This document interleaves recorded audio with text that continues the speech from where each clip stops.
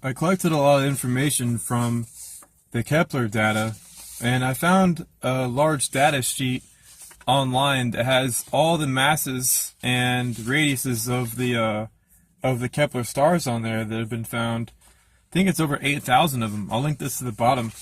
But I used it for this new paper I have, a clear trend in the mass-radius relationship concerning stellar evolution.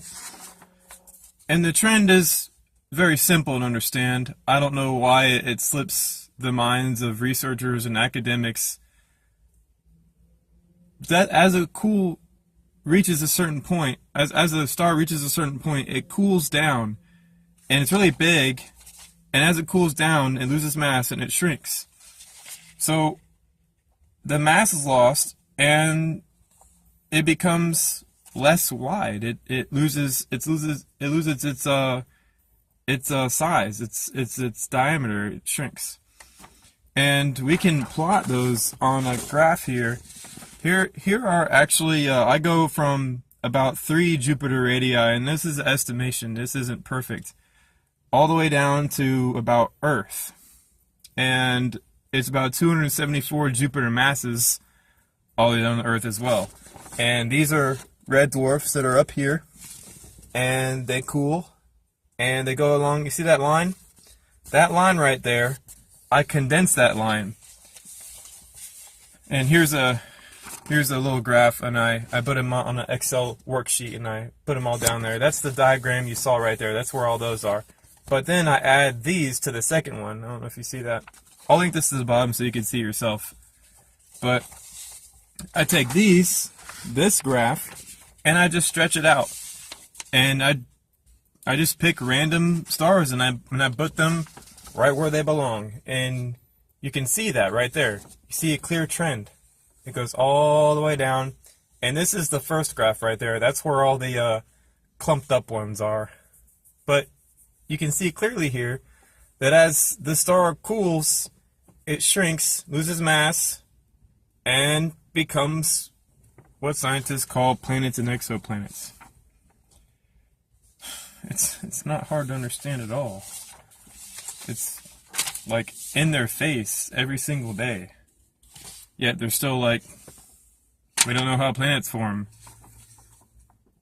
It's stellar evolution. Planets are ancient stars. And the Transiting Exoplanet Survey Satellite, or TESS, that's going up tomorrow at around 6:22 Eastern Standard Time. I live close to the launch site, so I'll probably step outside my front yard and go ahead and watch that rocket go up. It's going to be pretty sweet. But here's a picture of it.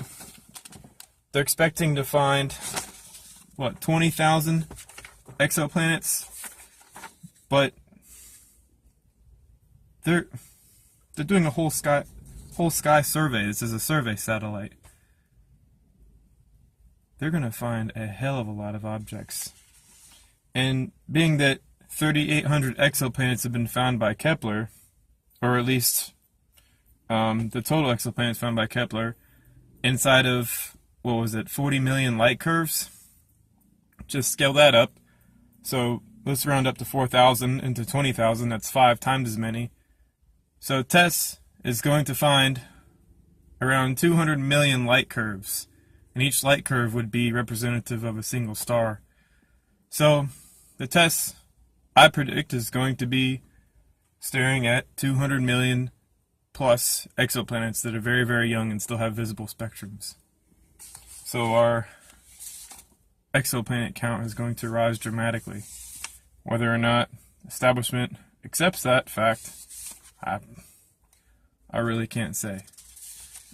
Things like this take a long time to correct, because it's a social thing. Planets and stars are different. Everybody learns that in elementary school, but it's just simply not true at all. And I guess the scientists kind of, either they can wake up to it, or we can continue on believing 17th and 18th century theory. Alright, y'all. Later.